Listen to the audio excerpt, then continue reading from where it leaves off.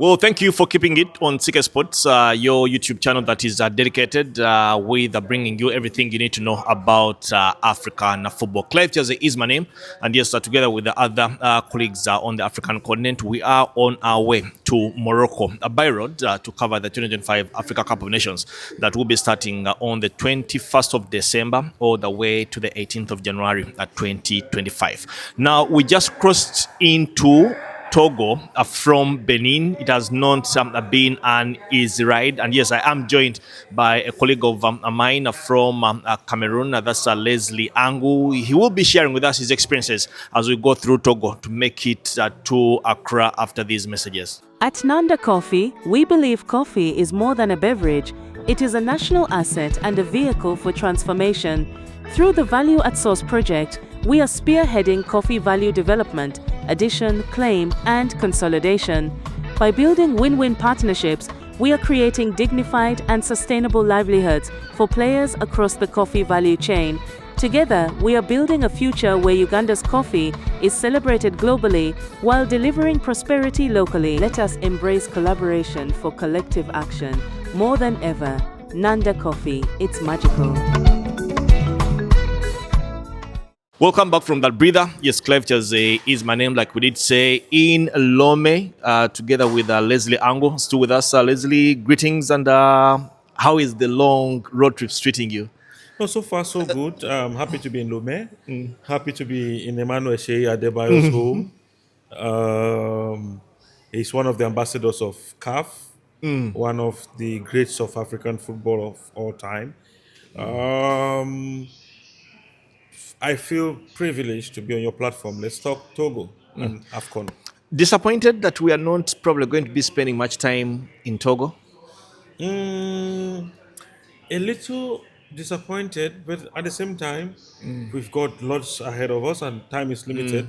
So it's the most important. We were home Yeah. and we are home.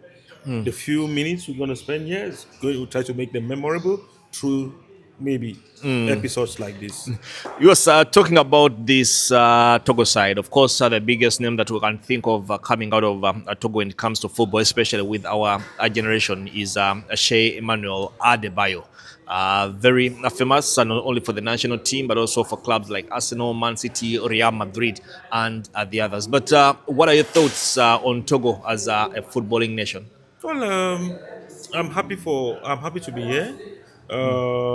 Happy for the content Togo's provided to Africa over the years.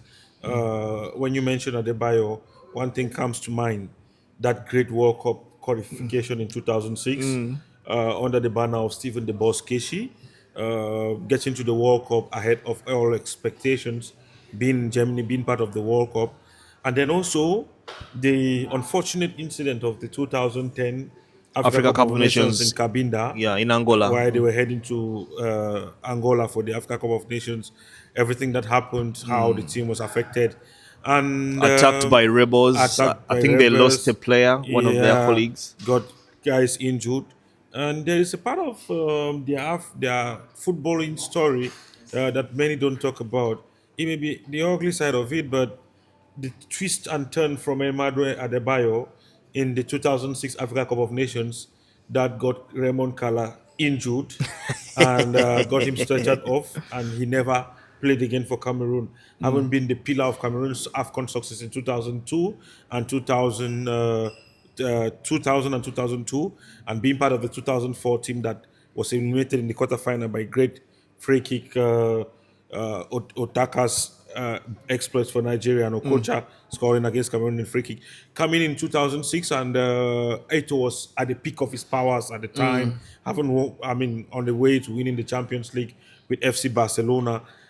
That Togolese team really troubled Cameroon in the group stage. And like I said, got Raymond Kala injured and stretched off. We never saw him again in the AFCON scene. So it's unfortunate that it's been a while that Togo has not been at the Africa Cup of Nations. We hope they would come back. Where would you think probably is the reasons why Togo declined and they are struggling to get themselves back on the table of men when it comes to African football? Previously, they had a very good generation of players not just Adebayo, Alexis Romeo. They had some good collection of players that came through together, and they were well grounded under Kishi, which made them a force to reckon with. This is the reality about football is that every country goes through a high and low. There are very few countries in Africa that will always have a crop of 10, 11, 12, 13, 14, 15 top-notch players to always make them regulars, like the Cote d'Ivoire, the Senegal, the Nigeria, Cameroon. Cameroon, Ghana. They have that endowment, but not every country is endowed with that capacity. So it's the case with Togo, but I think that things are getting better. Some of their clubs are doing well now in interclubs. AS Kara, for example, they've had some clubs in recent times that are pushing to get to the next level. I hope soonest we'll have to go back in the AFCON. And one thing you also have to acknowledge about them is that they are in a very competitive zone. The West African, Yeah, they're WAFU A very or WAFU B? Where do they belong? they in Wafu A, and they face lots of competition from the big boys. So if their youth teams do not qualify regularly into competitions, it affects the competitive nature of their players as they evolve into senior category. So I think this is also something that has taken a toll on them, reaching the final phase of competition. I hope sooner or later Togo will be back in business. Of course, it's one of those countries that we've probably gotten used to not being a constant at competitions like the Africa Cup of Nations. You think it's one of those countries that we are going to miss in Morocco? Yeah, anytime you talk about Togo, um, you think about their flair, their ambience, not just on the pitch. Every time they were in the AFCON, their dance groups they bring to tournaments, the ambience is obviously going to be missed. And when there's Togo, then there's Nigeria, there's Ghana, those derbies are always very exciting. Those West African derbies, they used to help us produce.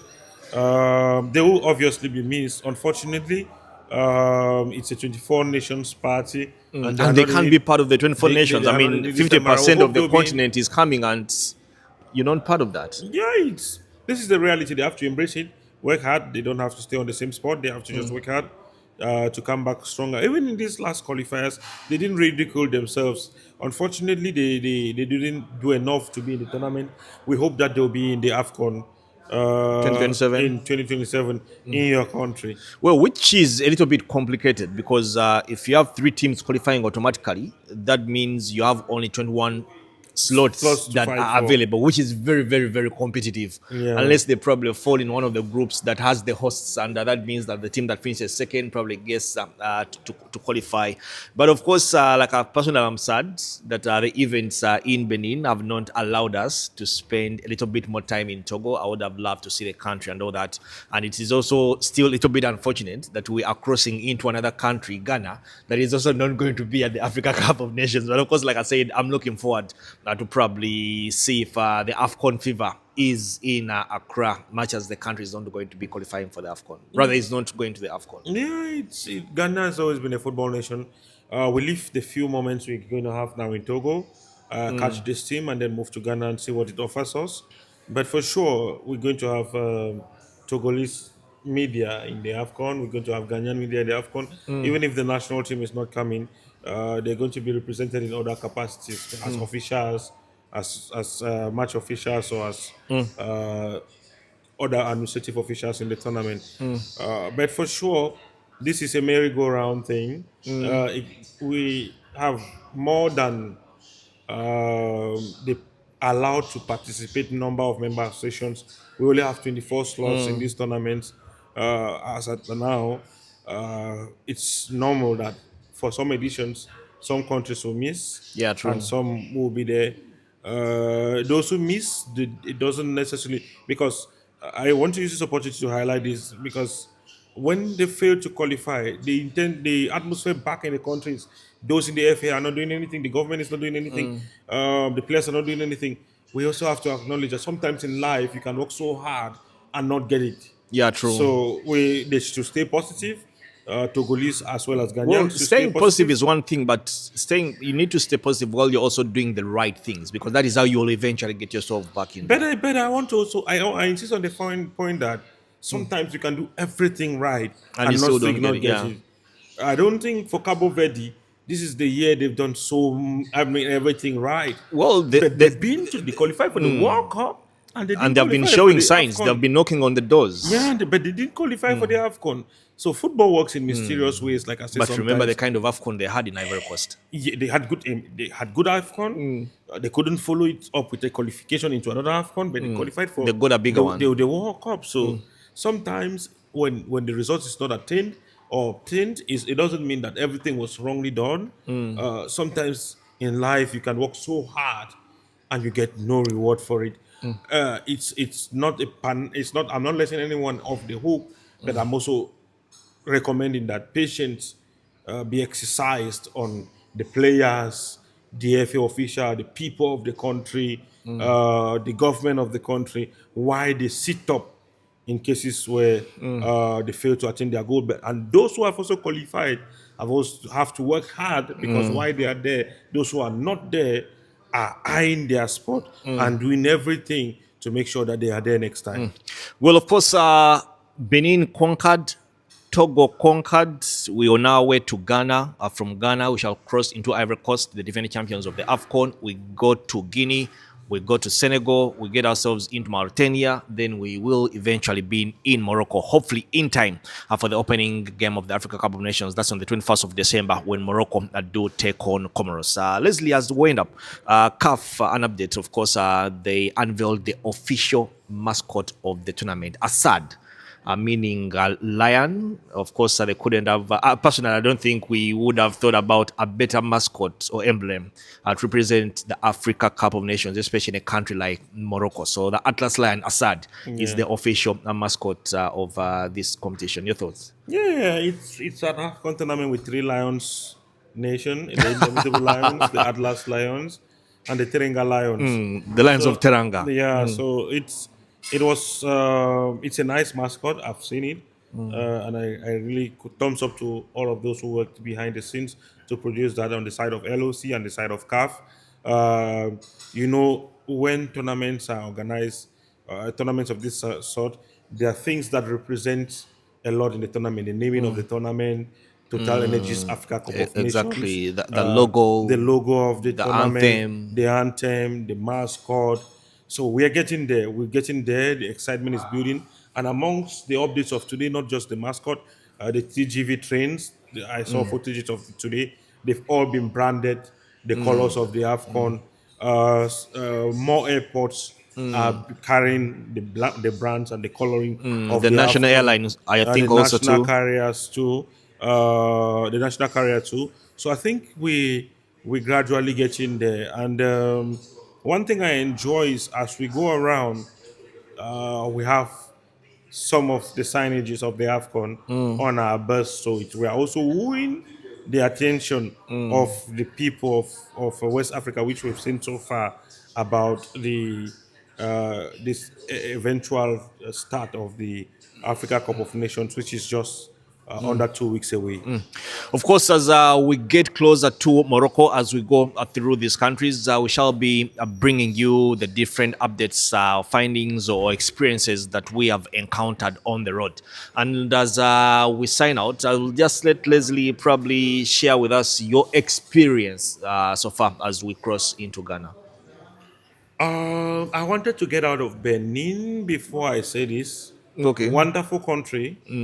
Sometimes when we get echoes like the echo we got on Sunday, it's a bit stunning because if you don't go to other parts of the world, you not see what others are experiencing.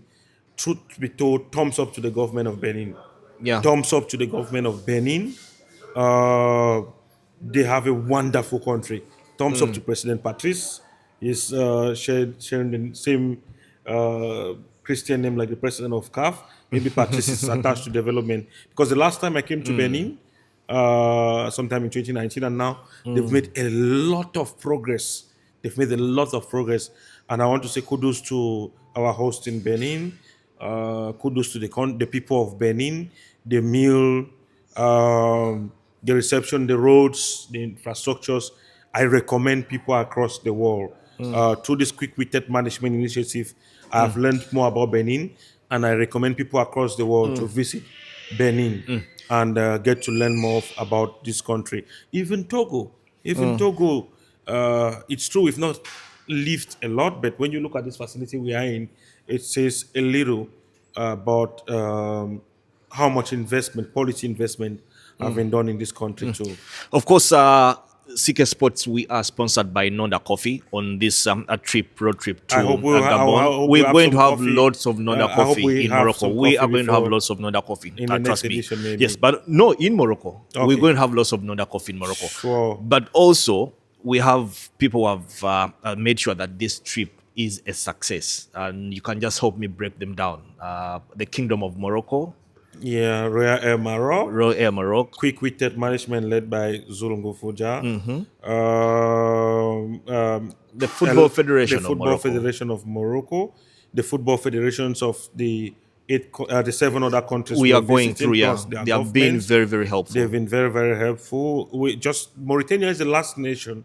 Mauritania of President Ahmed Yahya, who is one of the FIFA Council members. We're supposed to visit Mauritania by the 18th. Today the documents were put together so that we can have visa process in time. completed before we even get to Mauritania. So they've been very, very helpful, and also our respective governments giving us the privilege to showcase our talents, because it's not common in our countries. You Yeah, go to some true. countries, Facebook is not used, TikTok is not used, but in our countries we've been allowed to showcase, and that's how quick-witted management picked some of the best across the Yeah, continent true. based on productivity particularly. So kudos to all of these institutions, and glory to God too for giving us life and the energy. grace to live this wonderful moment. Our families too, Yeah, true. for their backings. I mean, we're our going to be away for prayers, 6 weeks. So to be away for this long.